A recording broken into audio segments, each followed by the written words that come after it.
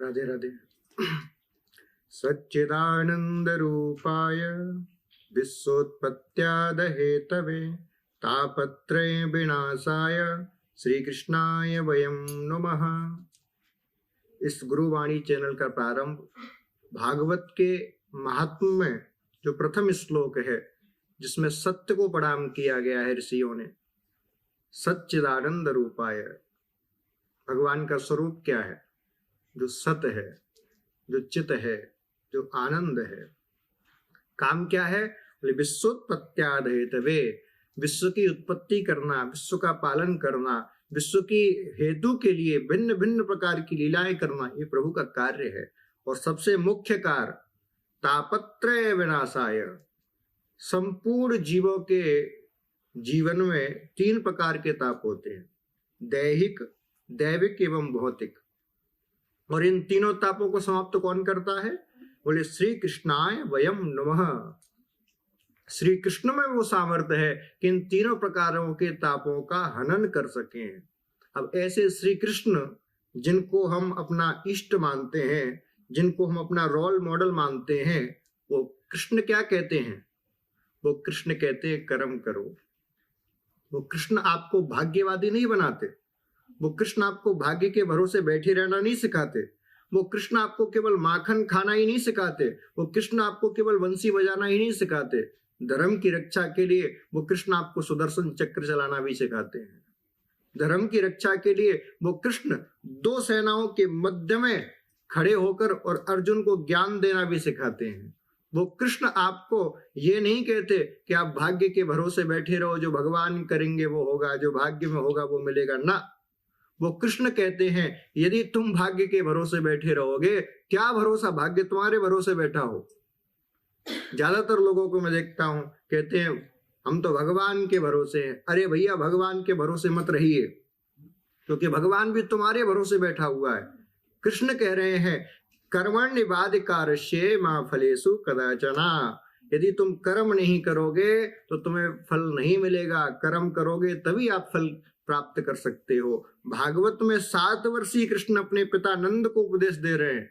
पिताजी, कर्मणा जायते जंतु कर्मणैव विलीयते, सुखम दुखम भयम क्षेमम कर्मणैवा विपद्यते। संपूर्ण संसार कर्मणा जायते जंतु, कर्म से उत्पन्न होता है। कर्मणैव विलीयते, कर्म से ही मर जाता है। सुखम दुखम भयम क्षेमम, सुख दुख हानि लाभ जो भी वो प्राप्त करता है केवल अपने कर्मों से प्राप्त करता है। वो कृष्ण में कर्म करने की सामर्थ्य प्रदान कर रहे हैं। वो कृष्ण में कर्म करने का उपदेश दे रहे हैं।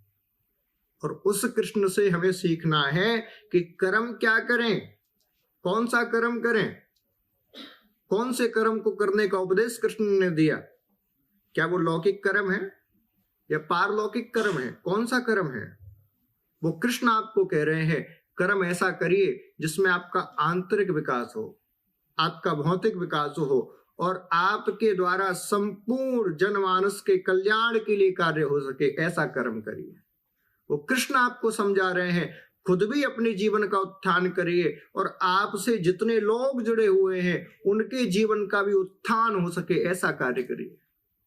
हम और आप सब कृष्ण के अनुयायी आज ये संकल्प लें कि कृष्ण के साथ उनके पद चिन्हों पर चलेंगे, क्योंकि केवल जय श्री कृष्ण कह देने मात्र से, राधे राधे कह देने मात्र से, माथे पर तिलक लगाने से या भगवा वस्त्र पहनने से राम कृष्ण के भक्त नहीं बन जाते। जय श्री राम के नारे लगाने से राम भक्त नहीं बन जाते, कृष्ण भक्त नहीं बन जाते। राम और कृष्ण भक्त बनने के लिए हमें राम और कृष्ण के पद चिन्हों पर चलना पड़ेगा। उनके द्वारा कहे गए ज्ञान, किए गए कर्मों का अनुसरण करना पड़ेगा। राम को मानने से पहले राम की मानना पड़ेगा, कृष्ण को मानने से पहले कृष्ण की मानना पड़ेगा। क्योंकि राम को तो मानते हैं लेकिन राम की नहीं मानते, तो राम भी कहेंगे जब तू मेरी नहीं मानते तो मेरे किस काम का। हमारे सबके मान लीजिए 2 संतानें हैं। एक संतान है जो सारी व्यवस्था करती है, माता पिताजी के लिए बढ़िया मकान भी बनवा दिया, बढ़िया नौकर चाकर रख दिए सेवा के लिए, घूमने के लिए 2-4 गाड़ी खड़ी कर दी, सारी व्यवस्थाएं। आपको किसी बात की कोई कमी नहीं छोड़ी, लेकिन बात एक भी नहीं मानता।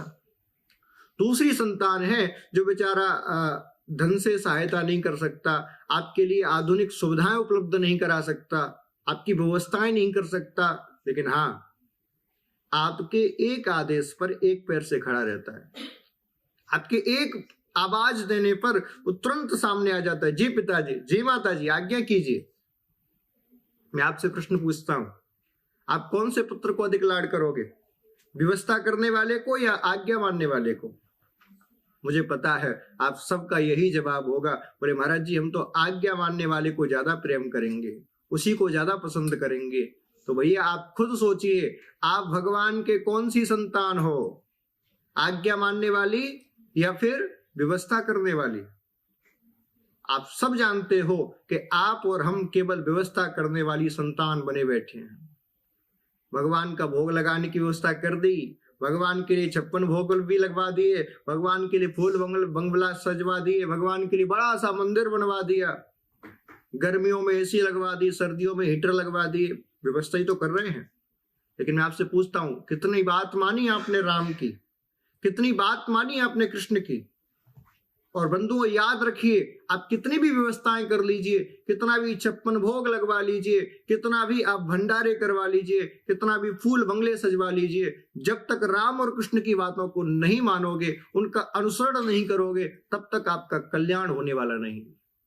यदि आपको अपना कल्याण चाहिए, आप चाहते हो कि सच में हम धार्मिक बने, आप चाहते हो कि हमारा विकास हो, आप चाहते हो कि हम सनातनी बने, तो भैया राम कृष्ण को मानने से पहले राम कृष्ण की मानना शुरू कर दीजिए। मेरी गारंटी है आपका कल्याण जरूर होगा, मेरी गारंटी है आपको मोक्ष जरूर मिलेगा, मेरी गारंटी है आपको सनातन का सदमार्ग जरूर प्राप्त होगा, ऋषियों की कृपा आपको जरूर प्राप्त होगी। इसीलिए राम के साथ साथ कृष्ण के साथ साथ कृष्ण की मानना शुरू कर दीजिए, राम की मानना शुरू कर दीजिए। इसी में हम सबका लाभ है। आप सबका बहुत बहुत धन्यवाद, बहुत बहुत आशीर्वाद। जय जय श्री राधे।